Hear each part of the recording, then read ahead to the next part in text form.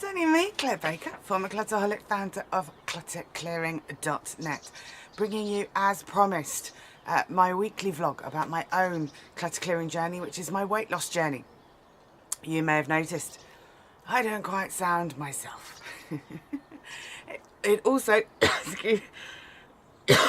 explains my week.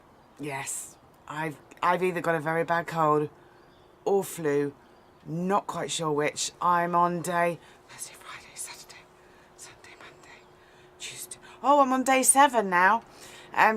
Just after I recorded the last video last week, my husband had been suffering from a cold, we thought, from last Monday.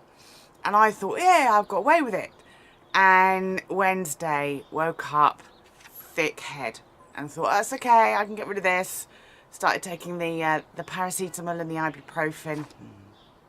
It's got worse. I am currently on, I went to bed at 3 o'clock this morning, having got up. I think I got off to sleep about 4 o'clock, woken up by 5 to 7 by the car alarm going off. Yeah, my body clock's all over the place, which is why it's freezing out here. You might be able to see slight snow flurry behind me. I can't feel it. I'm boiling. my internal heating system is all over the place. So, and I'm snivelling. I'm at the snivelling stage. So I'm hoping that means that the cold or the flu or whatever it is now going to come out with the snivels. That's what was. And the coughing was keeping me up last night. My husband and I, it's quite funny, we've got a chart in the kitchen, and we've got ibuprofen, paracetamol, ibuprofen, so I's and P's in a row, and we're crossing them off as we're taking them every 2 hours. So, yeah, I hate being ill. I really hate being ill, and I'm going to touch on that in a minute, because I haven't had the greatest week. But I just wanted to share with you a couple of comments that came in from my last video. Thank you so much. Really just help. Art Journey UK said, vitamin D from the sun. That's it. Not getting much of that today, I don't think. But I just prefer being out in the fresh air. Wish you well. Thank you. I didn't even know that I got a cold at that point. Brenda, love Brenda. Brenda in Canada. Brenda's left a lovely message. Dear Claire, good grief, you are hard on yourself. Wait till you hear what I've got to say today. You are so used to being an exceptional person that cutting yourself some slack seems like a compromise somehow. Smiley face. Yeah. What I know for sure is that you have accomplished more in terms of self-improvement than most people over an entire lifetime, and I wish you could see yourself as the world does. Oh, as far as your appearance on screen, you really still look just as good as you did in the fall, and your £11 will be off in no time once you are ready to do the doing again. Well said, Brenda.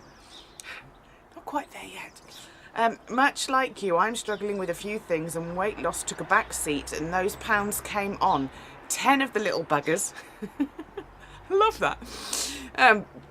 So we are just going to get right back on that horse and pick up where we left off. No problem whatsoever. Yeah, go Brenda. She said with all the confidence of someone at the start, not in the middle of resisting foods she can't have. Wait till you got to hear what I say later. You may want to check out today's Dr. Oz. I don't know what Dr. Oz is. I only caught a bit of it, but I thought of you because there was a woman who lost 100 pounds doing the very low carb plan, but somehow cycled into high carb days. Sorry I don't have the details, but apparently it worked, and Oz seemed to get the logic. Very sorry to hear about your husband's difficulties. I have arthritis in my hands, and it's a bitter pill to find yourself unable to do what you have been doing for most of your life. I don't know what kind of work I'll be able to do, and that is scary, especially since I was a career counsellor and disability management coordinator in my former life. Hands are important, and you never really realise it until you lose the use of them. One thing I'm pretty sure of is that my income won't be what it was, and my heart goes out to your husband in that regard. I'm sure it is hitting him harder than any of us realise, because it's harder to him happening to him, and he will be forever changed. I wish you both strength and humour in this trying time. Take care, Brenda in Canada. Brenda, your comments always cheer me. So thank you for that. And yes, very much a true word and phrase. It really does help. You know, knowing that there are people on the other side of these videos. On my husband's front, he's actually had an extremely good couple of weeks. We've done quite a lot of marketing since the beginning of the year, well, sort of December really, and it's starting to have an effect. The irony is that he's actually now got 2 part-time jobs driving. One which he's had since September, and another one that he got only a couple of weeks ago. Hasn't actually started, and the irony is that he's going to essentially have 3 jobs because his own business is picking up again.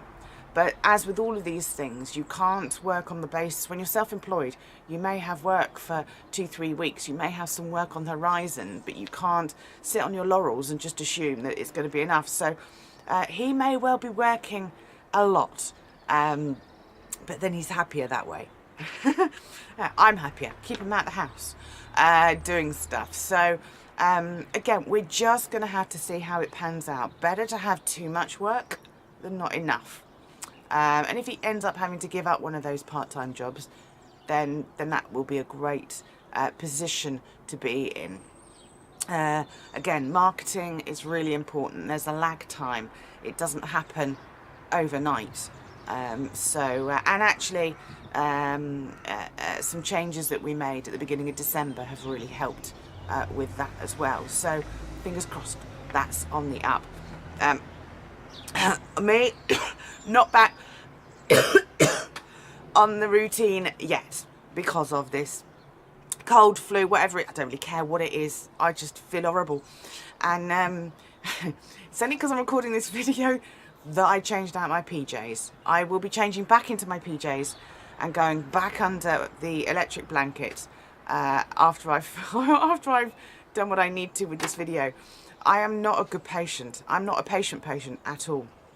But I have over the last couple of days. Oh, and I'm not somebody who spends time just in bed. Whereas Sunday was a total bed day. I just did not want to get out of bed. Didn't feel capable of it. So that's not great. It has also meant that my resistance to the carbs that have been in the house, because my husband eats them, has been extremely low. I haven't been able to go out and get shopping, and so the routine of buying has not been there. My resistance has been low. I have let the carbs come back in a bit, and that has impacted. So I am in reverse at the moment. So a few more pounds on. And on the one hand, I'm trying to be kind to myself, going, give yourself a break, Claire, a lot going on, you're ill. But I'm also really conscious that a bit like the clutter challenge, if we're not careful, our understanding of why we're doing things becomes the excuse. I've had a lot of clients over the years who understand their clutter challenge, and there's always a really good reason as to why they haven't stuck with the program. And although those may be good reasons, it can't be used as an excuse for too long. As you have probably heard me say before, 2 weeks is life getting in the way. Beyond that, it's procrastination. And I feel like, for me, there's not procrastination, there's self-sabotage kicking in. And again, I'm conscious that I don't want to overthink this. And I'm conscious of what do I need to do to deal with this. Because I've had, if you like, a final disconnection over the last couple of weeks. I think I mentioned in my last video about how something that happened over Christmas was like a final disconnection from my parents. but I feel like I'm almost sabotaging that rather than making the most of that and going, great, move on, move forward. I feel like with my eating, there may be some self-sabotage going on, because there's that little voice in the back of my head. Two little voices in the back of my head. Guess who they are? And what they're almost saying is, you can't do it without us. And I don't know, is that actually still a connection that I've got? Another connection that I didn't see that was there that needs to be broken? Am I overthinking it? What do I need to do to overcome that? I think that's been such a pattern in my life, that I've self-sabotaged things in order to almost not break away too much. Yeah, so I'm going to be talking to Marissa hopefully about that tomorrow in my weekly counselling. She's had a cold. I'm hoping she's okay with this. My husband saw her last week. We're taking it in turns at the moment with the counselling, and yeah, and he went along and he had the start of the cold. Maybe we got it from her. Who knows? I think as well that we are going to have to prioritise, for me, having the weekly counselling again. I've been having it fortnightly, and I think that's almost a little bit too long at the moment. With my weight loss going in the wrong direction, I think maybe I need to go back to doing it weekly, but not at the expense of my husband having his counselling. So what I'm going to do today actually is I'm going to do an exercise, and it's an exercise that I sometimes get my clients to do, and it's a timeline, literally just drawing a line of this is when you were born and this is you now, and just marking on that timeline significant events that have happened, and in terms of our clutter, noticing where the clutter became noticeable to us. Doesn't mean that that's when the clutter started to appear, but when do we remember it becoming significant? Now, I've done this. I did this with my clutter challenge. When I had my clutter challenge, I've done it with my weight. The weight one is quite interesting because you can do it with photographs from photo albums. But this morning, at about 2:30 in the morning, as I was watching some strange couple killers program on the telly, it's amazing what's on in the middle of the night, was kind of mentally imagining that timeline and when my fear of failure, the pinpoints for that on my timeline.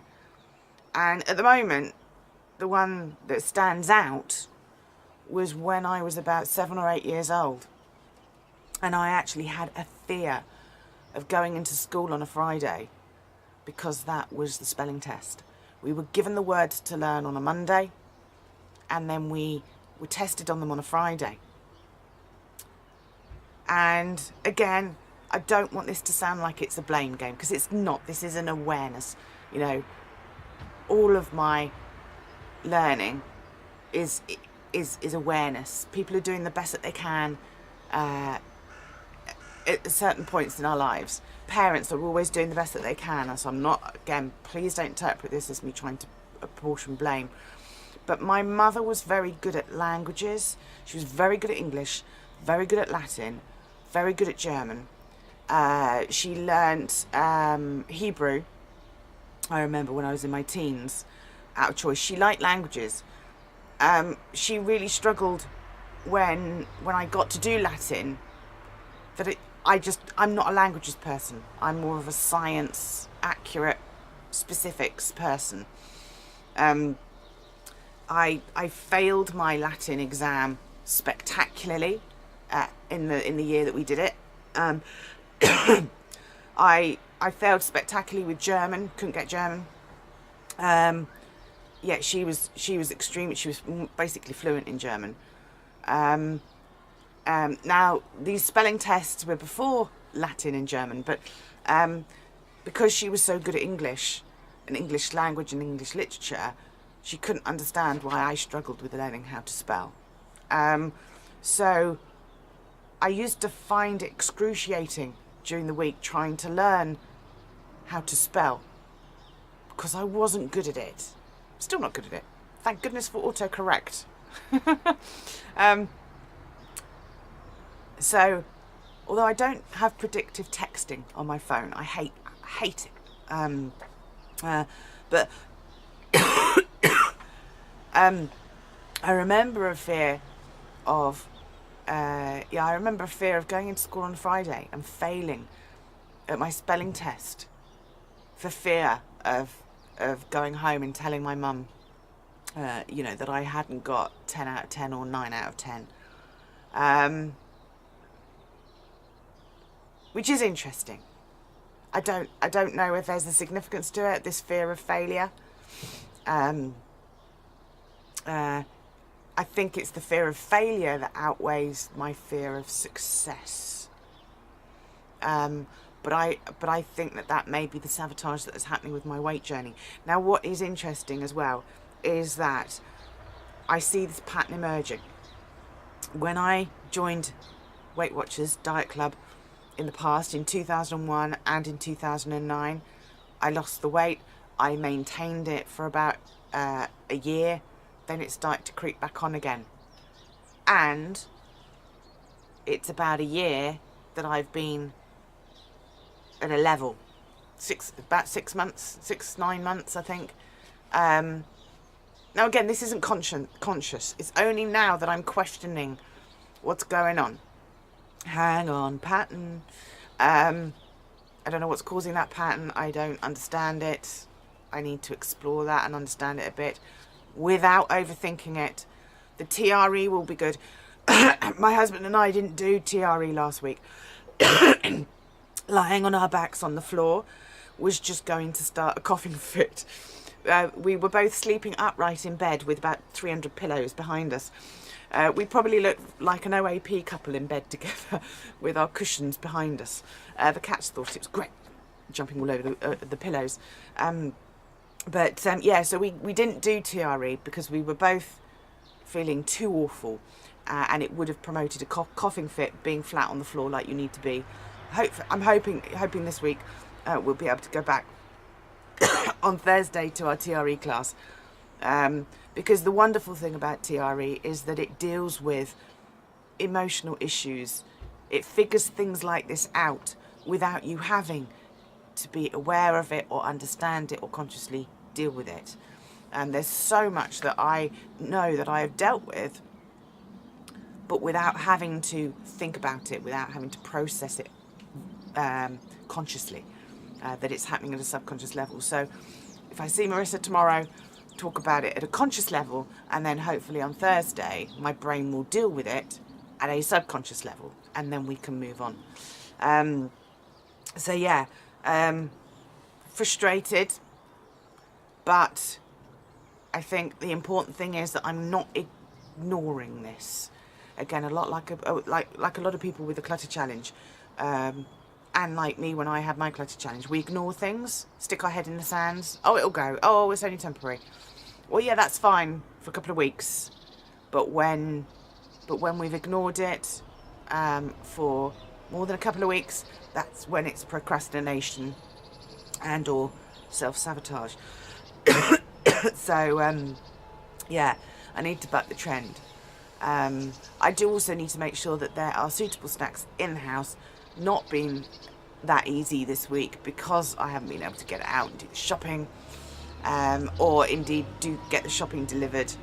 Again, just being organised will make a difference. So, complete failure. That's why I'm not showing the success factors today. I'm going to do something proactive about it. I'm not going to ignore it. So that's the important thing. I'm starting to feel cold now. See, hot sweat is now turning into a cold shiver. it is quite cold out here. If there are snow flurries, then it's got to be near 0 or below, hasn't it? Yeah, that might make sense. Next week, I won't have this, I promise. I'll be over this bug. Whether it's a cold or flu, I don't really care. It doesn't make any difference. I feel awful. And I felt awful for nearly a week. Yeah. But I did get a haircut. That did help. That really did help my mood. Don't underestimate the power of a haircut to feel neat and tidy again. Okay, I'm going to love you and leave you. I've done enough warbling for today. But thank you for leaving your comments and for the support. Right back at you.